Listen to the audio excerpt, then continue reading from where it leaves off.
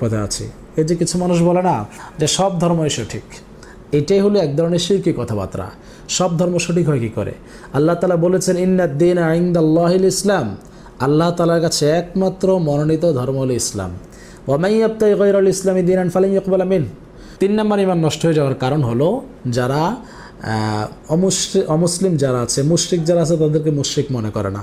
অর্থাৎ ঈমান নষ্ট হয়ে যাওয়ার কারণ হলো যারা মুহাম্মদ সাল্লাল্লাহু আলাইহি সাল্লামের আনিত কোনো একটা বিধিবিধানকে বা কোনো একটা সুন্নাহকে, কোনো একটা আদর্শকে বা কোরআনের কোনো একটা বিষয়টাকে নিয়ে যারা ঠাট্টা মজাক করে, যারা তুচ্ছ-তাচ্ছিল্য করে, মজাক করে। আসসালামু আলাইকুম ওয়া রাহমাতুল্লাহি ওয়া বারাকাতুহু। সম্মানিত দর্শক শ্রোতা,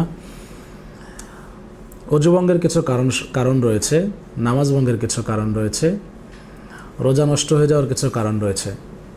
আমরা একজন মুমিন মুসলিম হিসেবে সবাই জানি যে কী কী কারণে অজু নষ্ট হয়ে যায়, নামাজ নষ্ট হয়ে যায়, রোজা নষ্ট হয়ে যায়, হজ যাকাত নষ্ট হয়ে যায়।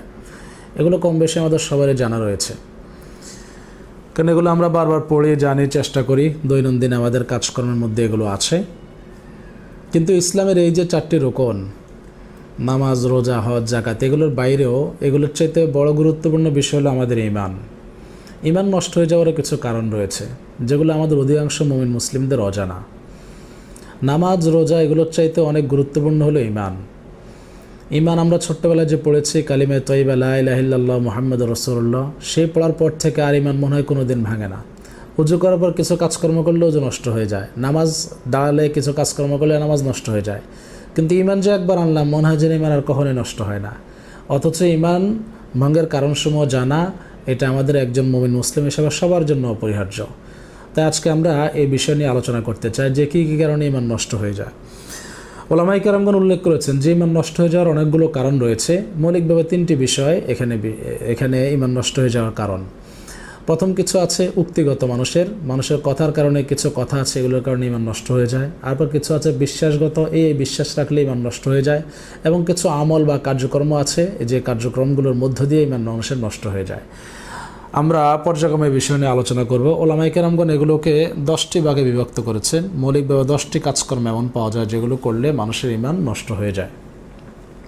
1 নম্বর কারণ হলো শিরিক করা। ঈমানের জন্য সবচেয়ে বড় নষ্ট হয়ে যাওয়া বা ঈমানের সবচেয়ে বড় ক্ষতিকারক যে বিষয়টি সেটা হলো শিরিক। শিরিক আসলে মানে ঈমান নেই, কারণ ঈমান মানে হলো একত্ববাদ আর শিরিক মানে হলো বহুত্ববাদ। তো ঈমান মানে হলো একত্ববাদ। একত্ববাদ কখন নষ্ট হবে? যখন বহুত্ববাদ আসবে। শিরিক মানে হলো বহুত্ববাদ। শিরিক যেখানে আসলো সঙ্গে সঙ্গে ঈমানটা নষ্ট হয়ে গেল, ঈমান আর থাকলো না, কারণ তাওহীদটা আর টিকলো না। সেজন্য আল্লাহ তাআলা পবিত্র কোরআনে অনেক জায়গায় শিরকের ভয়াবহতা সম্পর্কে আলোচনা করেছেন। দেখুন সূরা নিসা আল্লাহ তাআলা বলেছেন ইন্নাল্লাহা লা ইয়াগফিরু আন ইউশরাকা বিহি ওয়া ইয়াগফিরু মা দুনা যালিকা লিমান ইয়াশা। আল্লাহ এটা কখনোই ক্ষমা করবেন না তার সাথে কেউ শিরিক করবে, তবে এই শিরিক ছাড়া যত গুনাহ আছে আল্লাহ তাআলা সেগুলো মাফ করে দিতে পারেন। এবং এছাড়াও দেখুন সূরা মায়দার 72 নম্বর আয়াতে আল্লাহ তাআলা বলেছেন ইন্নাহু মান ইউশরিক বিল্লাহি ফাকাদ হাররামাল্লাহু আলাইহিল জান্নাহ ওয়া মাওয়াহুন নার। যে আল্লাহ তাআলার সাথে শিরিক করলো আল্লাহ তার জন্য জান্নাতকে হারাম করবেন এবং তার ঠিকানা হবে জাহান্নাম। এছাড়াও অনেক হাদিস রয়েছে, অনেক আয়াত রয়েছে যে মানুষের ঈমান নষ্ট হয়ে যাওয়ার অন্যতম কারণ এবং সবচেয়ে বড় কারণ আমরা বলতে পারি সেটা হলো শিরিক করা। 2 নম্বর ঈমান নষ্ট হয়ে যাওয়ার কারণ হলো আল্লাহ এবং বান্দার মাঝে কোনো একটা মাধ্যম সাব্যস্ত করা। অর্থাৎ সরাসরি আল্লাহর ইবাদত বন্দেগী করব, কিন্তু আবার কিছু মানুষ আছে আল্লাহর ইবাদত করে পাশাপাশি অন্যান্য দেবদেবী, অন্যান্য উপাস্য বা এমন কিছু মানুষ, পাথর, অনেক কিছুর পূজা করে আল্লাহকে পাওয়ার জন্য, মনে করে আল্লাহ তাআলাকে পাওয়ার জন্য। এগুলো হলো মাধ্যম। মক্কার মুশরিকরা কিন্তু এই ধরনের কাজগুলোই করত। তারা ওই দেবদেবী লাত, মানাত, উজ্জা, হুবল এগুলোর পুজো করতো কেন? যে এগুলো আল্লাহ তাআলার কাছে আমাদের জন্য সুপারিশ করবে, আল্লাহ তাআলাকে পাওয়ার মাধ্যম, নৈকট্য অর্জনের মাধ্যম। আল্লাহ তাআলা পবিত্র কোরআনে বলছেন যে তারা বলছেন ওয়া ইয়াকুলুনা হাউলাই শুফাআউনা ইনদাল্লাহি ইয়াউমাল কিয়ামা। এরা বলছে এগুলো নাকি আল্লাহ তাআলার কাছে সুপারিশ করবে। এবং আরও বলতো যে মা না'বুদুহুম ইল্লা লিয়াকুররিবুনা ইলাল্লাহি যুলফা। আমরা তাদের ইবাদত একমাত্র এই জন্যই করছি এগুলো আমাদেরকে আল্লাহ তাআলার নিকটবর্তী করে দেবে।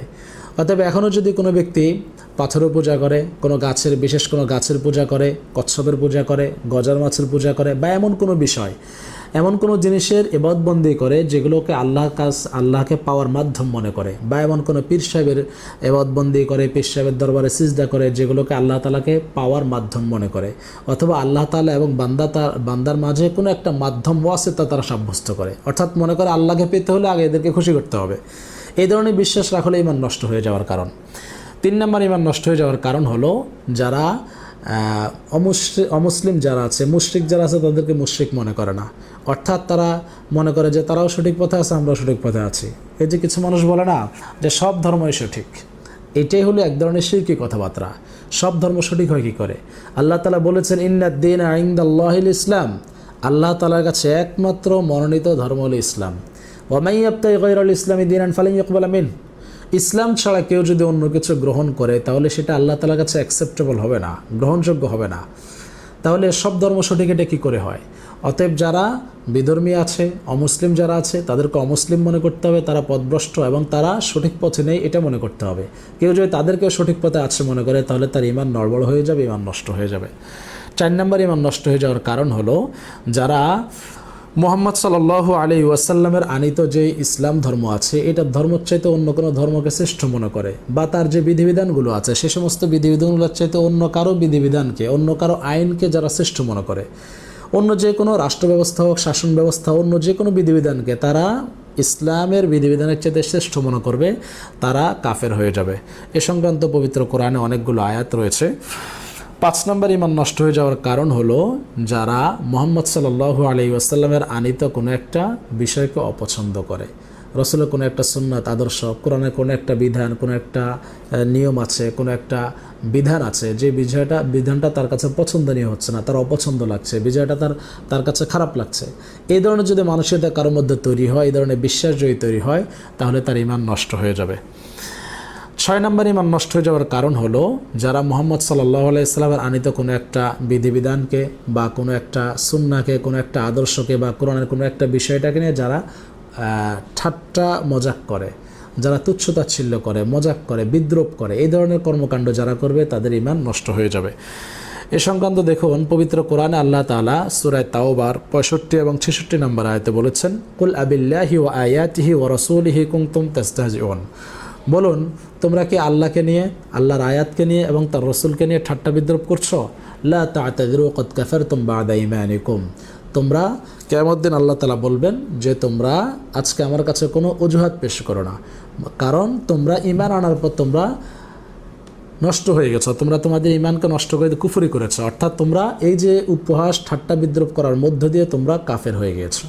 অতএব আমার নষ্ট হয়ে যাওয়ার অন্যতম কারণ হলো আল্লাহর কোনো একটা বিধিবিধান, কোনো একটা আয়াত বা রসুলের কোনো একটা সুন্নাহ, আদর্শ, কোনো কিছুকে নিয়ে ঠাট্টা বিদ্রূপ করা।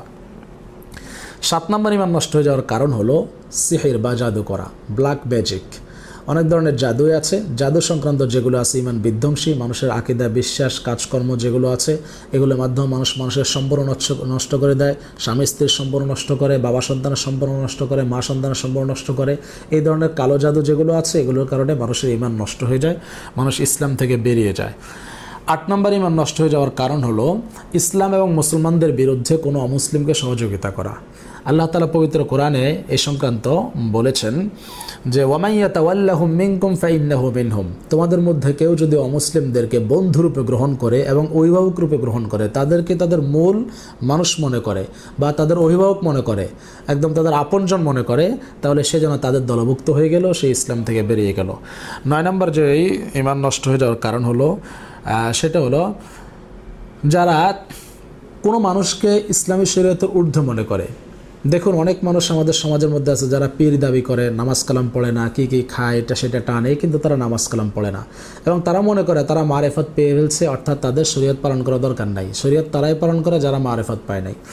এমনকি তাদের মুরিদ যারা আছে তারাও মনে করে আমাদের পীর সাহেব নামাজ পড়ে না, গাঞ্জা খাচ্ছে, সিগারেট খাচ্ছে, অসুবিধা নাই, তার শরীয়ত পালন করা দরকার নেই, তিনি শরীয়তের ঊর্ধ্বে উঠে গেছেন। প্রিয় ভাইয়েরা, আমাদেরকে একটি বিষয় মৌলিকভাবে খেয়াল রাখতে হবে, সেটি হলো একজন মানুষ যত বড় পীর হোক, বুজুর্গ হোক, তিনি কখনোই রাসূল পাক সাল্লাল্লাহু আলাইহি ওয়াসাল্লামের স্তর অতিক্রম করতে পারবেন না। নবীজি সাল্লাল্লাহু আলাইহি ওয়াসাল্লাম সারা জীবন 5 ওয়াক্ত নামাজ পড়েছেন, উম্মতকে নামাজ পড়ার কথা বলেছেন, এমনকি ইন্তেকালের আগ মুহূর্ত পর্যন্ত তিনি বারবার বলেছেন আসসালাত আসসালাতু ওয়া মা মালাকাত আইমানুকুম, তোমরা সালাত আদায় করো, সালাত আদায় করো। তিনি সালাতটাকে কখনো ছাড়েন নাই, সালাতটাকে সবচেয়ে গুরুত্বপূর্ণ বলেছেন এবং মানুষের ঈমান এবং কুফরের মাঝে সালাতকে পার্থক্য স্থাপন করেছেন যে সালাত আদায় করলে তার ঈমান থাকবে, সালাত নাই তার ঈমান নেই। এখন কোনো ব্যক্তি যদি মনে করে যে আমি শরীয়তের ঊর্ধ্বে উঠে গেছি, বা তার মুরিদান ভক্তবৃন্দ যদি মনে করে আমাদের পীর সাহেব শরীয়তের ঊর্ধ্বে উঠে গেছেন, তার শরীয়ত পালন করা দরকার নাই, এই ধরনের বিশ্বাস যারা পালন করবে, ধারণ করবে, তারা সবাই ইসলাম থেকে বেরিয়ে যাবে। 10 নম্বর যে কারণটি ইমান নষ্ট হয়ে যাওয়া সেটি হলো আল্লাহ তাআলা দিন ইসলাম শরীয়ত থেকে মুখ ফিরিয়ে নেওয়া। দিন শিখে না, জানে না, দিন শিখার কোনো আগ্রহ নেই, হালাল হারাম কোনো কিছুর বালাই নেই, চলছে কোনটা হালাম কোনটা হারাম, কোনটা ভালো কোনটা মন্দ, এগুলো কোনো যাচাই বাছাই নেই। ইসলাম কি বলে, শরিয়া কি বলে, এগুলো নিয়ে তার কোনো ভ্রুক্ষেপ নেই। তার সামনে ইসলাম শরীয়তের কথাবার্তা বলছে, কিন্তু সেগুলো নিয়ে কোনো পাত্তাই দিচ্ছে না, বেপরোয়া। এই বেপরোয়া মনোভাব, এটা হলো মানুষের ইমান নষ্ট হয়ে যাওয়ার অন্যতম আরেকটি কারণ। আল্লাহ তাআলা পবিত্র কোরআনে সূরা সাজদার 22 নম্বর আয়াতে বলেছেন, ওয়ামান আযলাম মিম্মান যুক্কিরা বিআয়াতি রাব্বি সুম্মা আ'রাদা আনহা ইন্না মিনাল মুজরিমিনা মুনতাকিমুন। তার চাইতে বড় জালিম আর কি হতে পারে, যার সামনে আল্লাহর আয়াতসমূহ দিয়ে উপদেশ দেওয়া হয় কিন্তু সে মুখ ফিরিয়ে নেয়, অর্থাৎ সে লোক ইসলাম থেকে বেরিয়ে যাবে। তো প্রিয় ভাইরা, অজু ভঙ্গের কারণসমূহ আমরা জানি, নামাজ ভঙ্গের কারণসমূহ জানি, হজ জাকাত এগুলো নষ্ট হয়ে যাওয়ার কারণ জানি, কিন্তু আমাদের গুরুত্বপূর্ণ বিষয়টা হলো ঈমান। অথচ ঈমান ভঙ্গের কারণ নিয়ে আমাদের কোনো আলোচনাই হয় না। আমাদের উচিত এগুলো খুব ভালো করে জানা, চর্চা করা, আমাদের ঈমানটাকে তরতাজা রাখা, সতেজ রাখা। আমাদের সবচেয়ে গুরুত্বপূর্ণ একজন মুমিন মুসলমান, সেটা হলো আমাদের ঈমান। ঈমানটা নষ্ট হয়ে গেলে আমাদের সব গেল। এই জন্য ঈমানটা ঠিক রাখার জন্য এই সমস্ত বিষয় জানা, চর্চা করা, এগুলো ধারণ করা আমাদের সবার জন্য অপরিহার্য কর্তব্য। আল্লাহ তাআলা আমাদের সবাইকে এই বিষয়গুলো বোঝার, আমল করার তৌফিক দান করেন।